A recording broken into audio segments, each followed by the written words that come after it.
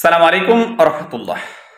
আমি মাসুদ আপনাদের সাথে প্রতিদিন কথা বলি বিভিন্ন ডিজিজ এবং তার প্রাকৃতিক সমাধান নিয়ে। আজকে আমরা খুব গুরুত্বপূর্ণ একটা বিষয় নিয়ে কথা বলবো। যদিও আমার আজকের এই ভিডিও করার জন্য আমাদের এক খুব প্রিয় আপু আমাকে অনুরোধ করেছেন। তার প্রবলেমটা হচ্ছে পায়ের কুনি দেওয়া।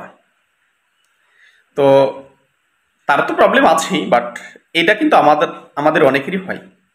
অনেকেই আমরা এই প্রবলেমটার সাথে পরিচিত, অনেকের এটা হয়ে থাকে। তো প্রথমে আমরা জানবো যে এটা কেন হয়।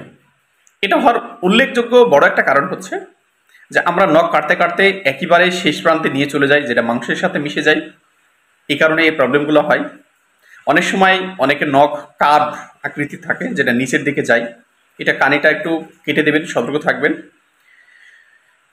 তৃতীয় অপশন হচ্ছে, যদি সম্ভব হয় নিকটস্থ কোন ডক্টরের মাধ্যমে এটা ওয়াশ করে ভিতরকে তুলা দিয়ে রাখতে পারেন, যেন পরবর্তী আপনার ওর মধ্যে কোনো বাইরের কোনো ধুলাবালি প্রবেশ করতে না পারে। তাহলে ইনফেকশনটা কম হবে বা ইনফেকশন হবে না। এবার আসেন এটা কিভাবে আপনি রিকভারি করবেন। আমি আপনাকে বলবো, মোটামুটি 2 লিটার পানি নেন, এর সাথে 2 থেকে 3 চামচ আপনার বাসায় থাকাই লবণটা আপনি অ্যাডজাস্ট করেন। আমি ভিন্ন কোনো লবণের কথা বলছি না। এটা দিয়ে আপনি মোটামুটি পানিটা এতটুকু গরম করেন যেন আপনি এটা পায়ে এই তাপটা সহ্য করতে পারেন। এই পানির মধ্যে আপনি আপনার পাটাকে 10 থেকে 15 মিনিট ভিজিয়ে রাখেন।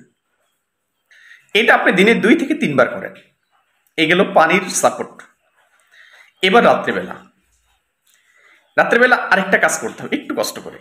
সেটা হচ্ছে আপনার বাসায় থাকা হলুদ এবং আপনার বাসায় থাকা অলিভ অয়েল, না থাকলে একটু কিনে নিতে হবে।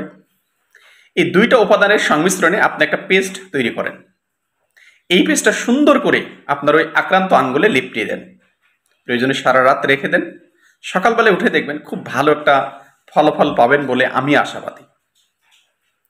ফাইনাল অপশন হচ্ছে, এতগুলো ধাপ বলার পরেও যদি খুব একটা ভালো রেজাল্ট পাওয়া না যায়, তাহলে যেটা করতে হবে, হয়তো একজন বিশেষজ্ঞ ডক্টরের সাথে কথা বলতে হবে আপনাকে।